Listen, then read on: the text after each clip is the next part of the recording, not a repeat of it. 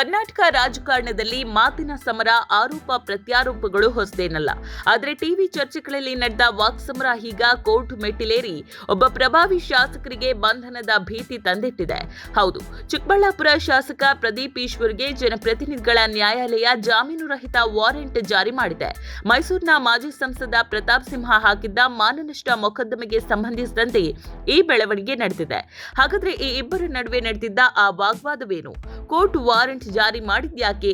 ಎಲ್ಲಿದೆ complete details.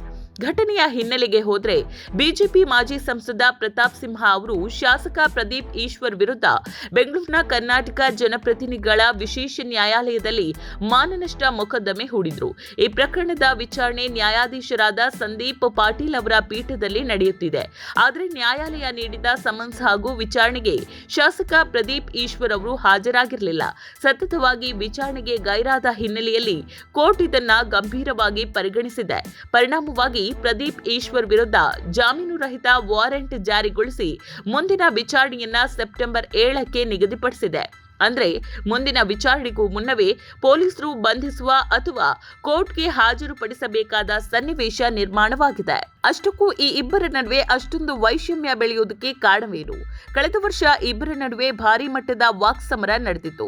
ಮೊದಲು ಮಾಧ್ಯಮಗಳ ಮುಂದೆ ಮಾತನಾಡಿದ ಪ್ರತಾಪ್ ಸಿಂಹ ಪ್ರದೀಪ್ ಈಶ್ವರ್ ಅವರ ಹೇಳಿಕೆಯನ್ನ ಟೀಕಿಸ್ತಾ ಅವರನ್ನ ಮುಳ್ಳುಹಂದಿ ಮತ್ತು ಕಾಮಿಡಿ ಪೀಸ್ ಅಂದ ವ್ಯಂಗ್ಯ ಮಾಡಿದ್ರು.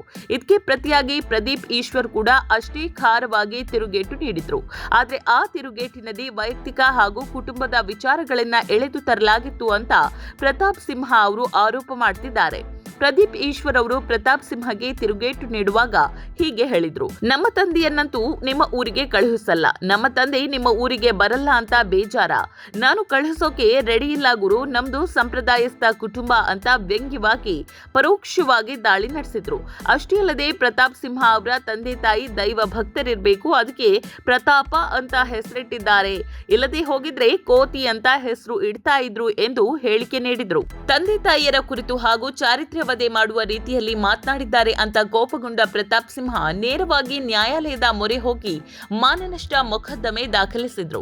ರಾಜಕೀಯದಲ್ಲಿ ಟೀಕೆ ಟಿಪ್ಪಣಿಗಳು ಸಹಜ, ಆದರೆ ಮಾತು ಗಡಿ ದಾಟಿದಾಗ ಕಾನೂನಿನ ಚಾವಟಿ ಹೇಗೆ ಬೀಳುತ್ತೆ ಅನ್ನೋದಕ್ಕೆ ಈ ಪ್ರಕರಣ ಉದಾಹರಣೆಯಾಗಿದೆ. ಈಗ ಸೆಪ್ಟೆಂಬರ್ 7ರ ವಿಚಾರಣೆ ಬಹಳ ಕುತೂಹಲ ಮೂಡಿಸಿದೆ.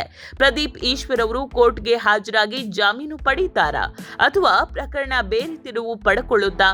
ಕಾದು ನೋಡಬೇಕಿದೆ. ಈ ರೀತಿಯ ವೈಯಕ್ತಿಕ ನಿಂದನೆಯ ರಾಜಕಾರಣದ ಬಗ್ಗೆ ನಿಮ್ಮ ಅಭಿಪ್ರಾಯ ಏನು? ಕಮೆಂಟ್ ಮಾಡಿ ತಿಳಿಸಿ. ವಿಡಿಯೋ ಇಷ್ಟ ಆಗಿದ್ರೆ ಲೈಕ್ ಮಾಡಿ, ಶೇರ್ ಮಾಡಿ ಹಾಗೂ ಚಾನೆಲ್ನ ಸಬ್ಸ್ಕ್ರೈಬ್ ಮಾಡಿ.